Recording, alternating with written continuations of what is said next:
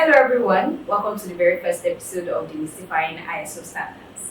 My name is Ikeoluwa Potesi. I'm the product marketing manager for Standards and Best Practice. And with me here is Damilare Omosebi, who is an information security expert at PSC. Welcome, Mr. Damilare. Thank you very much for having me. So nice to have you here. Finally, drum roll. The pleasure is all mine. So, we are so happy to have you. That is very evident. And we would like for you to please tell us a little bit about yourself. Okay. So as I said, my name is Damilare, or as she has said, my name is Damilare Omosebi. I am an information security, cybersecurity, privacy protection enthusiast. So there's still not an expert yet.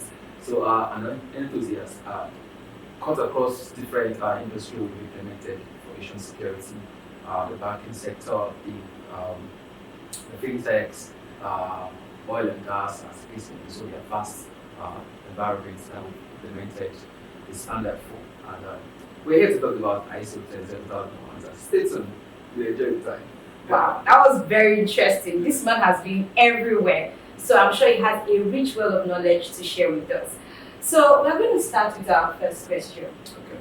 How did you get into information security? How's your journey been so far? So my journey so far in information security is, I studied computer science in higher institution, so we can say I'm on track. Okay. It's something that is still in our pipeline. But what really attracted me into information security was I previously worked in the telecoms industry, and telecoms industry, there are so many beautiful things, beautiful in terms of networking and all those things that happen in that space. So it's more like one of the prerequisites also for information security is that you need to have idea about the angle of networking, the angles where you understand the switches, the routers, and those terminologies like that. So those were pretty much what I was doing before. But then as an IT enthusiast, I always want to work in IT environments to implement or to understand what cybersecurity is all about. Ethical hacking to be precise. As a matter of fact, I'm a certified ethical hacker myself. So. Wow. People who hack you but the right way, probably to show your vulnerabilities and to help you sort them out eventually. Yeah, so how did you get into ISO standards? Because I understand you have ISO certifications. Yes. So what motivated you? What got you into getting those standards? Okay, so ISO standard is actually one of the most standard that are out there that most people don't know about. The likes of, if you want to do the likes of cybersecurity certification, those things, it took a lot of long routes before you can really get there. For cybersecurity, there's ISO, because there's organizations that do this. There's PCB, there's this and that. And there's standard and best practice. That is exactly where I'm coming to. Exactly. In Nigeria here, we have standard and best practice. And a lot of people do not even know exactly what this organization is offering.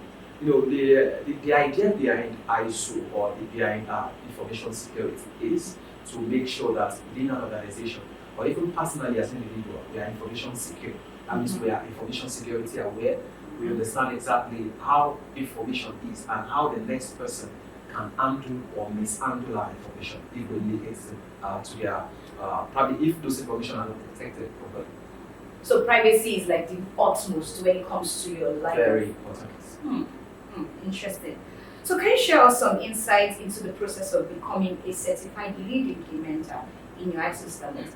But before you answer that, what ISO standards did you take again? For our viewers who are wondering, as an information security enthusiast or a cybersecurity enthusiast, what ISO standards can I take? So he's going to answer that. Okay, so there are various ISO standards that you can take. There is 9001, we talk about QMS, Quality Management System, which is actually the umbrella of all ISO standards. We have Information Security Management System, which is ISO 27001. We have we have a Business Continuity Management System, which is ISO 22301. We have ISO 31000, which is Risk Management System. So this management system are enormous. We have ISO 45000. We talk about health and safety. I think talk about health and safety. Yes, so there are so many of those ISO standards that you can dive into. And one of the things that helped me to navigate towards information security is I'm always this person that is in love with cybersecurity.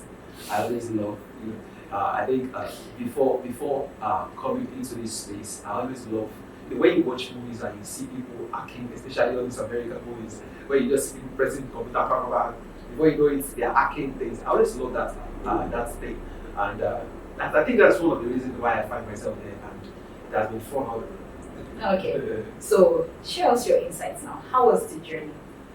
Okay, so the journey has been, I can't really say the journey has been that smooth, but then it's one thing that you should know that before you can navigate through any IT space, learning, relearning are the things that you look at. So that means you have a lot of things to read. You have a lot of things, and things that you're going to read has to start with, because information security has to do with safeguarding our assets as an information from unauthorized access. And there might be some technology that we're going to make use of, and we need to understand exactly how we can navigate around such technology. Like I mentioned the other time, we have the switches, the routers. How do we configure all those things? What level of security are we going to put in place within that space? So those are the first line of things that we need to do. Like the CCNA, we need to know exactly how we configure network, how network really work. And also we need to understand, because information security is not just about network. We have responsibilities for the HR, we have responsibilities for individuals as well. So it cuts across every sector of the organization. Every sector of the organization. So one of the things that we say is information security is everybody's business. Wow. So it's my business. Okay, guys, it's our business now. Okay. So when you started this journey into taking ISO certifications to be certified, I believe there are 3 standards in your certification. You have the foundation, you have the lead implementer, and you have the lead auditor, right? Yes. Okay, so currently you're a lead auditor, right? Or lead implementer. Okay, good. So how has that journey been? Like, what made you take the decision, or at what point? So at what point did you think, okay, in this career, I need to take these standards? What were you hoping to achieve? What pushed you? What were the defining factors for you taking beyond the foundation to the point where you are right now? So it's pretty much like the way life is. We start as a children, we start as a kid. We always want to grow, so we want to be mature, we want to be better in whatever we do. As it should be. So the foundation definitely will introduce you to the course, will make you understand exactly the nitty-gritty of what ISO 27001 talks about. But when you go to the professional aspect of it, which will explain how the requirement itself is, how the standard itself itemizes certain things that need to be done with regards to that implementation. And when it comes to information security, we have clauses and controls. The clauses from +4 to 10, +4 talk about context of organization, 5 talks about leadership and commitment, 6 talk about planning. The lists are endless. So as an implementer, you need to go through that foundationally in order to understand the scope or general idea of what ISM is talking about. But if you really want to be a professional and you want to be a lead implementer, then you go for a professional training. Okay.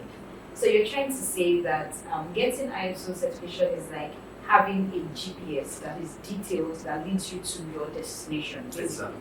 So, that is interesting. Very interesting. Okay. So we move to our next question. Okay. So in your experience, what key skill sets do you think that ISO certification brings to a person? Someone in your job role, for instance, for an information security person, what peculiar skill sets does getting an ISO certification brings to such a person? So if you are going to dive into information security, one of the things that, one of the skill sets that you need to really be aware of is networking. As I said initially, the likes of CCNE, they offer those courses. CompTIA networking, you need to have a grasp about how a network works. Because definitely we are talking about information security, we're trying to secure information on whether platform in terms of maybe it's the like of AWS or Azure as the case may be, or probably on tools like the Sophos, the checkpoint, the Fortinet, and all those tools. You're going to have some level of configurations around it. You need to learn it. You need to learn how exactly the network is being configured, how the network is being segmented, how network services are being segmented and configured as it is. So we just need, there are so many things that we need to, and that's the area of understanding the network. Then also we need to understand the governance side of things. I know generally we are talking about ITGRC, that is information technology, governance, risk, and compliance. So we want to understand what are the risks, because before you can dive into the concept of information security, you need to understand the risk, because information security is all about risk. So when you understand the certain risks that are in your assets, and now I didn't mention this when we started. Now when you are considering your information security, for instance, there are certain things that we look into in terms of assets that we have, and we categorize our assets based on technology, based on hardware, based on software, based on informations, based on people as well, or even the environment that you have, the facility, that's the building, as the case may be. So we see those as an asset. Now, each of those assets, there are ways in which or probably there are tools, or there are certain things that are attributed to those assets. For instance, we have like the people type of assets. We want to see the executive management, we want to see staff, we want to see exactly customers. And for information, we want to see different data about your customer, data about the organization itself, the staff, data about maybe legal, contractual, legal documents, contractual documents, or as this case may be, or even policies and procedures. So those are the things that we look at much under information. And for technology, definitely you can see maybe softwares, maybe hardwares that is being used within the organization. So those are things that one needs to have a grip about. You need to know exactly your network. As I said, you need to know exactly about the context of the organization, and also there is this part of it that set of people that will be handling certain responsibilities, also certain trainings that will be done, certain within the organization. Exactly. So for you diving, for a newbie now, for a newbie who is coming into information security, the first line of things I would advise you to do is learn about networking, so that you can, networking doesn't really entails you programming or you doing some level of configuration.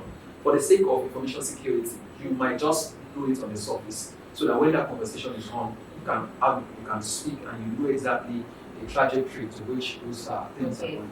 Okay. So basically, you're saying that having an ISO certification opens your mind to the risk and the compliance and governance part of information security.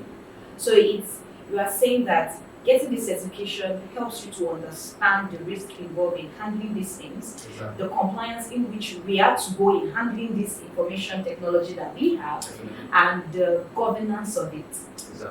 Oh, okay. Very interesting. I like that. So, what specific areas or domain within information security do you think this certification training covers? So, to put into better context for you, so you know how in cybersecurity, we say, okay, if you used to code and you want to go into cybersecurity, the programming language for let's say cybersecurity is Python. Like when you know Python, So people who probably before had HTML and JavaScript would now want to work hard towards it. Okay. So now, in the line of ISO certifications now, what specific areas do you think having those certifications would help you? So now, having Python would help me understand cybersecurity. Having an ISO certification 27001 in your case, how does it help me? Like, how am I transferring it into information technology? Okay. So, as I mentioned earlier, one of the things that you need, one of the prerequisites that you need before you can understand what information security is all about is, when we talk about security, security will be in form of physical security, will be in form of logical security. Physical security, definitely we know, probably in offices we have CCTV cameras, we have monitor to see those screen actually to monitor all those footage. Then also we can see in organization where they have physical security personnel, maybe policemen, just to secure that environment. Yeah. And but for logical aspects, we are looking at what exactly are those things that come together to form our logical aspect, which is our servers, our routers, our switches, and the likes. So here we want to look at what level of security can we put in place. Like for our firewalls, for instance, we want to see what level of security can we configure. There are different zones within our firewalls, like we have the DNZ, which is the demilitarized zone, we have the trusted zone, the untrusted zone.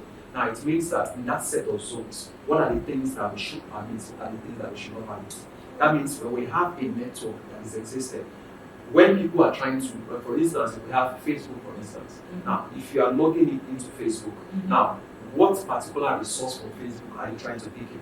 So it's trying to make us understand that for as vast as that platform could be, you are specifically going into that space to get particular information that is located in a place. So those zones are created just to make sure that you don't gain access to what you are not requesting for. So if you say demilitarize, it might be there's some information that Facebook think that once you access that information in the wrong person, in the hand of the wrong person, those information could be used wrongly and it could affect the organization itself. So that's why those zones are created in different, like for the firewall, for instance. And there are tools like there are tools also like intrusion detection or prevention system that one can also have. And it's more like when someone is trying to gain access to your network and you are trying to make, you just want to know exactly who is this. Now, that system detects that person. Now, if you are not trying to prevent somebody from accessing some resources on your network, they use the preventive part, which not just detects, it prevents also unnecessary access to this platform. So from what you said now, you've practically explained in clear terms what's the risk, compliance, and governance of ISO 27001 does for you, basically. So it's protecting you, it's assessing the risk, and it is controlling, putting rules and regulations in place. Interesting. Okay. So that would have led us to our next question, which is giving us practical examples of where these things are used. But I think you've answered that to a very large extent.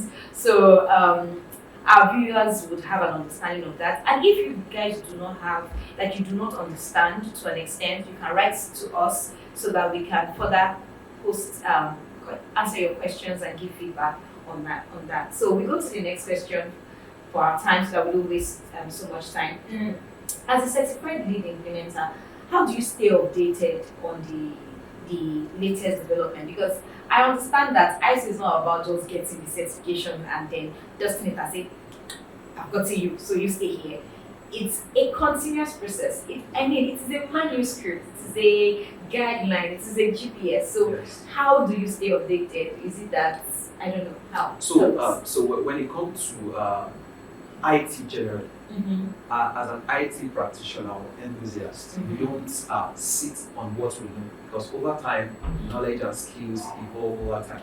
So we continuously, as a practice, trying to be better than we were yesterday. Okay. But there are so many newbies coming into the IT field, and so that you won't be obsolete. Exactly. When someone is talking about the latest language and you are still talking about HTML, and they are looking at you like, man, you are in the past.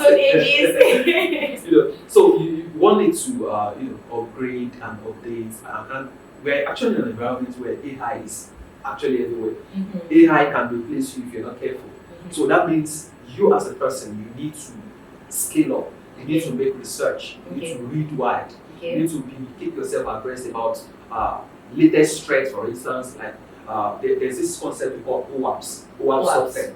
So OWASP Software talked about the latest kind of attacks that our organization face. Like every year, there's tendency for them to change. So if you are actually still experiencing, you are seeing the 2017 level of OWASP, and here we are seeing something completely different. So that means for such organization or for such person that is handling that responsibility, they will continue to experience such attack, and such an organization will look at them as they are not fit for that position, because they're actually employed to handle such responsibility. So there's need for one to update themselves every time, to read ahead and just make research. in research. Thank you so much. Thank You're you so much. So, so far so good. Um, this certification has not just helped you gain promotions at work or get new jobs.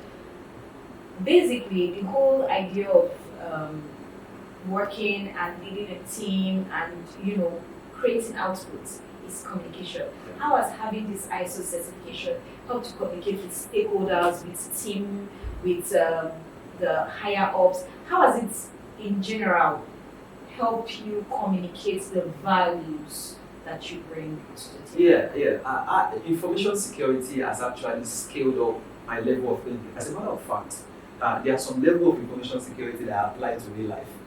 Okay. Because when you are dealing with information security, especially when under that aspect of risk, when we look at vulnerabilities, we look at threats, we look at our risk as a case may be. Now you understand that in life generally, if you're vulnerable, you are prone to attack from people, definitely. So as a way of it's really helped my thinking as a person. And in terms of communication with stakeholders, you can't communicate what you don't. You can't express what you don't have agreed about. So, and these are actually created from a series of research, different implementation, and there are clients that one beautiful thing about clients is there are different clients that we have to deal with, and different clients with different approach to things. So, as an implementer, you need to learn how to adapt to the clients that you're dealing with. Their work ethics might not really, or probably the approach in which they do things might not really be your personal approach. So you have to dive in and understand exactly. And that's one of the things that we look at under the context of the organization in course 4. We want to see exactly the organogram, we want to see exactly how this organization works.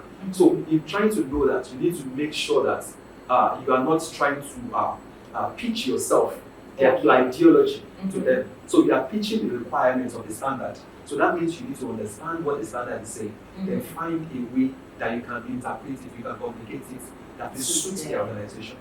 So the standard itself has a way of redefining the way we understand the whole concept of information security. And it will help you to pitch it in such a way that your clients will understand and they'll feel happy in the end. Wow. I think I want to pick up a career in information technology, but that's for later. I'll see you behind the camera. All right. So thank you so far for the conversation, and this would not be useful. It would have lost its essence if we do not address this next line of questions. So far in Nigeria, we have this pandemic of youths who have taken on, boot camps, they've taken on tech skills, but at the end of the day, they're not getting employment. Some of them are just frustrated, not knowing what to do. So what advice would you give to this set of people who have taken boot camps, who have done different trainings, but are looking to take this ISO certification to help them, come into this new job, their dream job, their dreams, employment and what have you? So one of the things that we should look at is gaining employment into some organizations, especially because I know most of the new cats want to work abroad. Jackpot! I want to be in Nigeria and earn in dollars. So all those certifications, they help in the sense that most of the organization out there, they have information security inclined. They have certification, as the case may be, different certification, but as the case may be, that really works for that. But here we look at standard and best practice, which is something that is certification body that here in Nigeria and in Africa is gaining a lot of ground.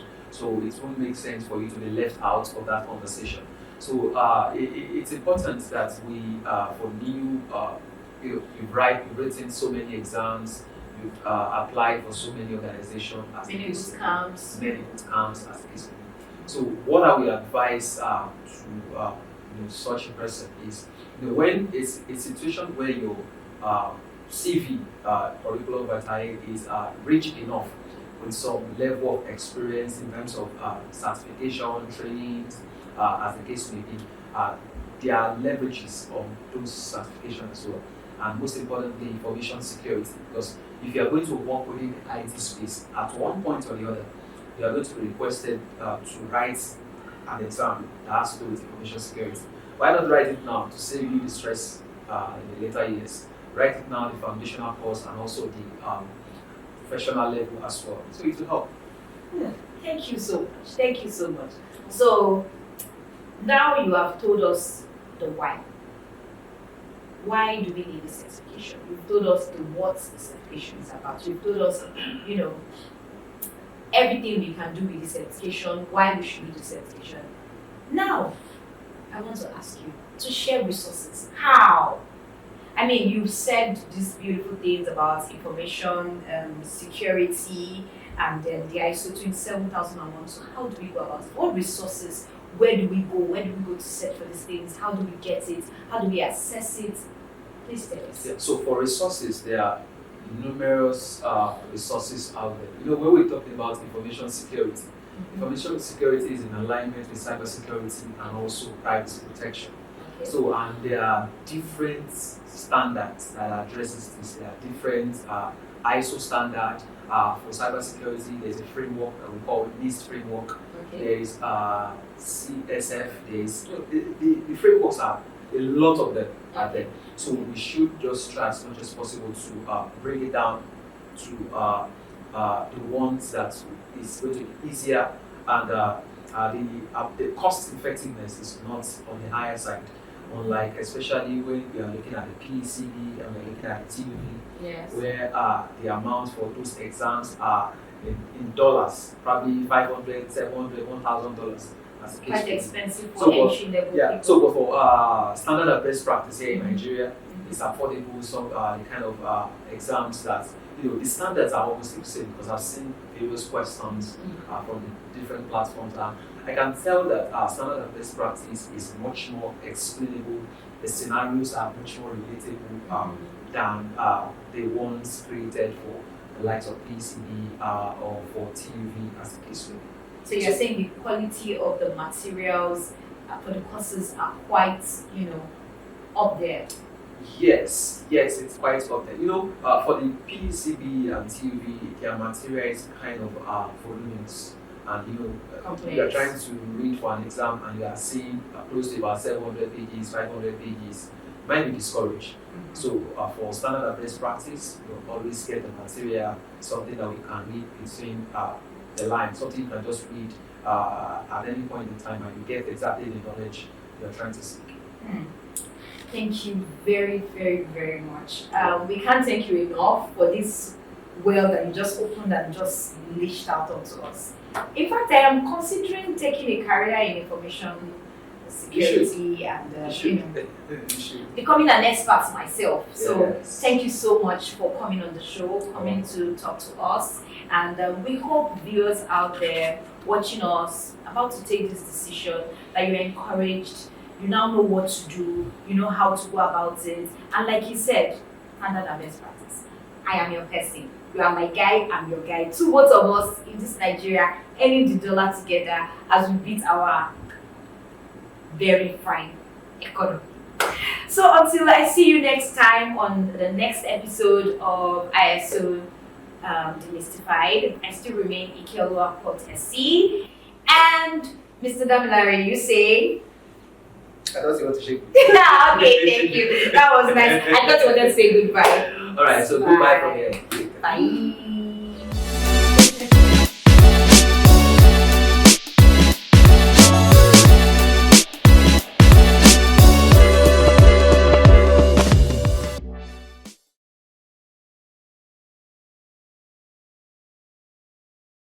Standards and best practice, your partner in professional development.